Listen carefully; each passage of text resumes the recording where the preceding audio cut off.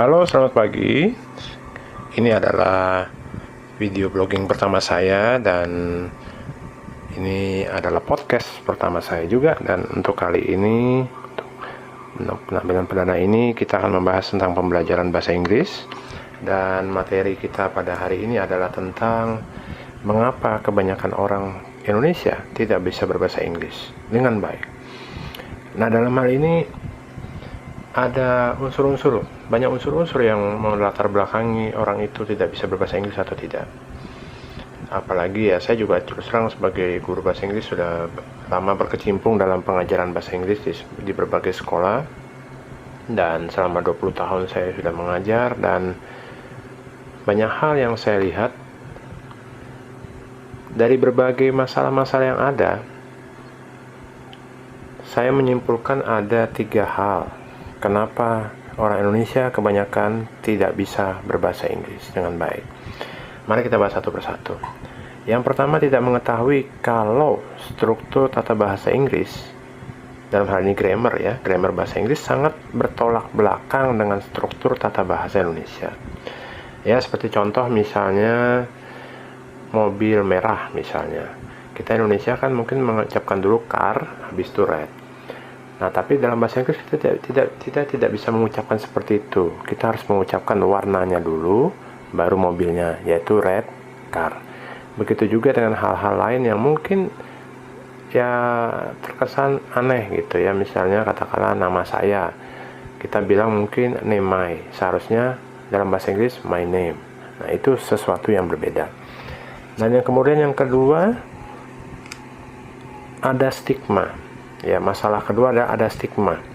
Pamer kebiasaan berbahasa Inggris di mayoritas pola pikir orang Indonesia. Nah, ini yang kadang-kadang suka aneh juga. Saya juga dulu waktu kuliah dianggap sombong kalau pamer kebiasaan dalam bahasa Inggris. Ngomong bahasa Inggris, teman ada yang mungkin dari fakultas lain bilang, kamu pakai bahasa apa? Dari planet mana kamu? Nah, itu yang kadang-kadang menyulitkan. Indonesia ini kadang-kadang sukanya begitu ya. Kadang kita harusnya kan harus maju, kita harus bisa berbahasa Inggris. Kita kan, apalagi kita sebagai negara maju sekarang identitasnya. Jadi kita bukan negara berkembang lagi, bukan negara berflower lagi. Jadi otomatis kita harus bisa berbahasa Inggris. Nah, itu ya, jadi rasanya aneh aja ya kalau seandainya hal itu terjadi. Ya, dan yang ketiga yaitu kurangnya dukungan pemerintah terkait keberadaan komunitas dan ekskul bahasa Inggris di sekolah-sekolah, di lembaga pendidikan, dan juga di lingkungan, dan terutama juga kurikulum yang masih berbasis hasil daripada berbasis hasil atau nilai ya, daripada berbasis keterampilan. Nah, dalam hal ini memang kadang-kadang di sekolah juga saya kadang-kadang kaget, yaitu ada murid saya beberapa yang mengatakan di SMA nih ya, dalam hal ini di SMA, yang mengatakan peminatnya dalam English Club ya, English Club, ekskul English Club di sekolahnya kurang. Dan ada juga yang sekolah lain malah tidak ada sama sekali English Clubnya, karena peminatnya sudah tidak ada sama sekali, jadi terpaksa ditiadakan. Itu kadang-kadang menjadi miris juga saya mendengarnya.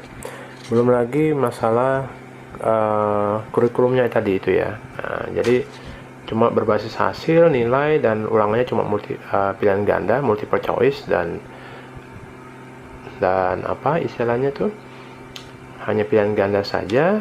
Dan pengajaran gurunya pun ya, saya tidak menyalahkan juga ya para guru, tapi kebanyakan memang guru-gurunya mengajarkan mungkin karena materinya cuma reading saja, membaca, jadi ya kurang lah. Jadi itu tuntutan juga kadang-kadang, jadi agak susah juga mengucapkannya. Nah, oleh karena itu ya kiranya mungkin bisa ada perubahan ya, dalam hal ini perubahan